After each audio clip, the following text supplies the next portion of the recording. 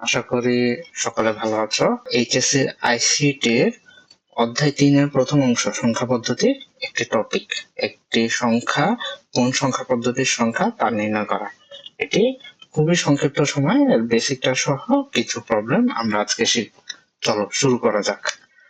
প্রথমেই question pattern দেখি। এটা থেকে দুই ধরনের কোশ্চেন হয়। প্রথম একটা হচ্ছে যে কোনো একটা সংখ্যা দেওয়া থাকতে পারে, যে কোনো একটা সংখ্যা, যেরকম 1212। এই সংখ্যাটা কোন সংখ্যা পদ্ধতির সংখ্যা ব্যাখ্যা করো। সৃজনশীল প্রশ্ন, খ নাম্বার প্রশ্ন আসতে পারে। তুমি বেসিক জানলে এই 2 মার্ক খুব সহজে আয়ত্ত করতে পারবে। এবং দ্বিতীয়তে ভিত্তিক আকারে আসতে পারে, যেরকম 567 একটি সংখ্যা দেয়া আছে, যে কোনো সংখ্যা দেয়া থাকতে পারে, এটি এর প্রশ্ন আকারেও আসতে পারে। আচ্ছা, আসো আমরা পরের অংশে যাই।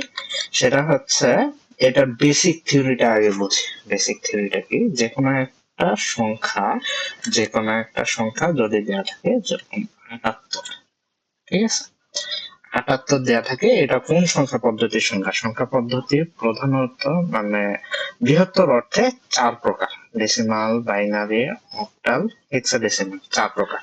ঠিক আছে, এইটার বেস গুলো কোন সংখ্যা পদ্ধতির বেস কয়টা এটা নির্ভর করে তার প্রতীক বা চিহ্ন কয়টা। যেরকম দশমিক বা ডেসিমালের প্রতীক হচ্ছে 10টা, তো এর বেস 10টা। তো এই প্রতীকের মধ্য থেকে আমরা দেখব যে কোন এই সংখ্যাটার দুইটা প্রতীক আছে, দুইটা অঙ্ক আছে, যেরকম 7 আছে, 8 আছে, দুইটা আছে। তো এই 7 কোন সংখ্যা পদ্ধতির মধ্যে আছে, 8 কোন সংখ্যা পদ্ধতির মধ্যে আছে, মানে দুইটা অঙ্ক বা দুইটা প্রতীকই কোন সংখ্যা পদ্ধতির মধ্যে আছে। যেই সংখ্যা পদ্ধতির মধ্যে আছে, এই 78 সংখ্যাটা সেই সংখ্যা পদ্ধতির সংখ্যা। যেরকম দেখো 7, 8 এটা দশমিক বা ডেসিমালে আছে, ঠিক আছে। আর একটু করে দেখি, 7, 8 এটা দশমিক বা ডেসিমালে আছে, তাহলে এটা 10 বেজ একটা 1, 2 এর মধ্যে নাই বা বাইনারিতে নাই, ঠিক আছে। আচ্ছা, এরপর হচ্ছে অক্টালে দেখো 7 আছে কিন্তু 8 নাই, তো অক্টালও আমরা ধরবো না, অক্টালের এটা সংখ্যা না। আবার হেক্সাডেসিমাল দেখো 7 আছে, 8ও আছে, তাহলে এটা কি একটা হেক্সাডেসিমালেরও একটা সংখ্যা, ঠিক আছে। আচ্ছা, এখন বিষয়টা কি, এটার বেসিক যেটা বুঝতে হবে, ঠিক আছে।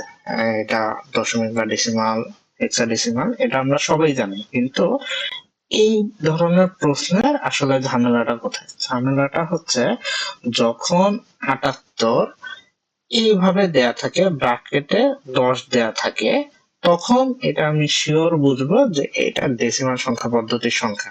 যখন এরকম ব্র্যাকেটে 10 দেয়া থাকবে, বা ব্র্যাকেটে যদি এরকমও দেয়া থাকে যে 78 ব্র্যাকেটে 16 দেয়া আছে বা একটা বেস দেয়া আছে, ঠিক আছে, তাহলে এটা ধরে নিব এটা হেক্সাডেসিমাল, এটা আর কোনো সংখ্যা পদ্ধতির সংখ্যা হতে পারে না, কারণ এটা নির্দিষ্ট করা আছে, এটা নির্দিষ্ট করা আছে। কিন্তু যখন শুধু 78 থাকবে, তোমার পাশে কোনো ব্র্যাকেট থাকবে না, কোনো বেস থাকবে না, তখনই এটা তুমি হয়ে নিবা, এটা চিন্তা করে নিতে হবে যে হ্যাঁ, এটা কোন কোন সংখ্যা পদ্ধতির সংখ্যা হইতে পারে, তারপরে ওটা অ্যান্সার করতে হবে। তো যখন আমার এই ধরনের অ্যান্সার আসবে, তখন যে কয়টা সংখ্যা পদ্ধতির মধ্যে এই অঙ্ক দুটা পড়ে, সব কয়টা সংখ্যা পদ্ধতিরই হচ্ছে এর অ্যান্সার। তার মানে যদি 78 বলি, এটা ডেসিমালও বলতে পারবো, হেক্সাডেসিমালও বলতে পারবো।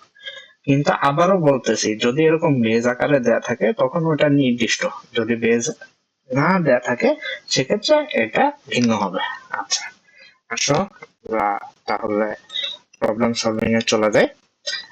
আচ্ছা, আমাদের প্রথম যে প্রশ্নটা ছিল 1212, এটি কোন সংখ্যা পদ্ধতির সংখ্যা ব্যাখ্যা করো। দেখো, একটু খেয়াল করে দেখো, এটা কোনো ব্র্যাকেট নাই, তার মানে এটা যে সংখ্যা পদ্ধতির অঙ্ক নিয়ে গঠিত, সেই সংখ্যা পদ্ধতি হচ্ছে এর অ্যান্সার। আচ্ছা, প্রথমেই আসো দশমিক বা ডেসিমাল। 1 আছে, 2 আছে, ঠিক আছে, তাহলে এটা দশমিক বা ডেসিমালের একটা সংখ্যা। বাইনারিতে 1 আছে কিন্তু 2 নেই, সেক্ষেত্রে আমরা এটা নিতে পারতেছি না। অক্টালে 1 আছে, 2 আছে, ওকে, তাহলে অক্টালেরও একটা সংখ্যা। আচ্ছা, হেক্সাডেসিমালেও 1 আছে, 2 আছে, তাহলে এটা হেক্সাডেসিমালেরও একটা সংখ্যা। তাহলে এটার আমাদের খ নাম্বার প্রশ্নে যদি আসে, প্রথমেই আমাদের প্রথম জ্ঞানমূলক প্রশ্নের লাইনটা হবে, উত্তরের লাইনটা হবে এই সংখ্যাটি দশমিক, অক্টাল, হেক্সাডেসিমাল এই তিনটা সংখ্যা পদ্ধতির সংখ্যা হতে পারে, হতে পারে, হতে পারে।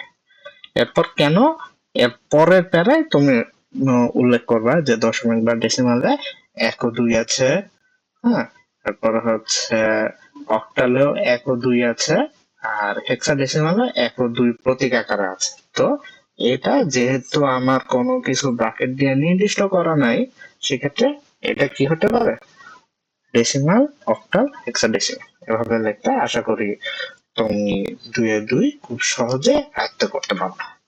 আচ্ছা আসো পরের অংশে চলে যায়। আচ্ছা 5, 6, 7 আমি আবারও বলতেছি, যখন এটা ব্র্যাকেট দেয়া থাকবে তখন এটা নির্দিষ্ট থাকবে যে ব্র্যাকেট দিয়ে আমি 10 দিয়ে দিলাম, মানে এটা বেজ আছে। যদি ব্র্যাকেট ছাড়া থাকে সেক্ষেত্রে আমার এটা আবার চিন্তা করতে হবে যে এটা কোন কোন সংখ্যা পদ্ধতির সংখ্যা হতে পারে। আচ্ছা, তাহলে এটা দশমিক বা ডেসিমাল 5, 6, 7। আচ্ছা, যারা এই জিনিসটা আত্মস্থ করতে পারবে না তারা খুব সহজেই, ধরো এটা ডেসিমাল আছে, ও ঠিক আছে, কতে ডেসিমাল থাকতে পারে বা এটা অক্টাল মনে হতে পারে, আমি একটা অ্যান্সার করে দিই। কিন্তু এটার অ্যান্সার কিন্তু একটা হবে না যদি ব্র্যাকেট না থাকে, আর ব্র্যাকেট থাকলে কিন্তু অবশ্যই একটা অ্যান্সার হবে। আচ্ছা, তাহলে দেখো 5, 6, 7 আসো, দশমিক বা ডেসিমালে 5 আছে, 6 আছে, 7 আছে, ওকে দশমিক বা ডেসিমাল হতে পারে। বাইনারিতে 5, 6, 7 কোনোটাই নাই, বাদ। অক্টালে 5 আছে, 6 আছে, 7 আছে, ওকে এটাও হতে পারে। আবার হেক্সাডেসিমালেও 5 আছে, 6 আছে, 7 আছে, তাহলে এটাও হতে পারে। তাহলে এটার অ্যান্সার হচ্ছে দশমিক, অক্টাল, হেক্সাডেসিমাল। আচ্ছা, আমার এই জায়গায় দেখো বাইনারি আছে, বাইনারি হবে না, অক্টাল ইয়েস, ডেসিমাল ইয়েস, কিন্তু আমার এই জায়গায় কিন্তু হেক্সাডেসিমাল নাই। প্রশ্নে যা আছে এটার মধ্যে থেকে আমার উত্তর করতে হবে। তার মানে 2 আর 3 কারেক্ট, আমার 2 আর 3 হচ্ছে এটার আনসার। আচ্ছা, তাহলে আমরা এটাও আত্মস্থ করতে পারলাম। এবার তোমাদের জন্য কিছু কোশ্চেন প্র্যাকটিস, যে নিচের সংখ্যাগুলো কোন সংখ্যা পদ্ধতির সংখ্যা তা নির্ণয় করো। যেহেতু ব্র্যাকেটে কোনো বেস দেয়া নাই সেহেতু এগুলো নির্দিষ্ট নাই, এগুলো আমাদের নির্ণয় করতে হবে কোন সংখ্যা পদ্ধতির অঙ্ক বা চিহ্ন এর মধ্যে আছে। ঠিক আছে, এটা তোমাদের আশার কাজ, তোমরা অবশ্যই এই ভিডিওর কমেন্টে তা উল্লেখ করবা আশা করি। আর এইচএসসি বিষয়ে যে কোনো বিষয় জানতে বা নিয়মিত আপডেট থাকতে, ফ্রি কন্টেন্ট পেতে আমাদের ফেসবুক পেজ, ফেসবুক গ্রুপ এবং ইউটিউব চ্যানেল সাবস্ক্রাইব করতে পারো। ধন্যবাদ।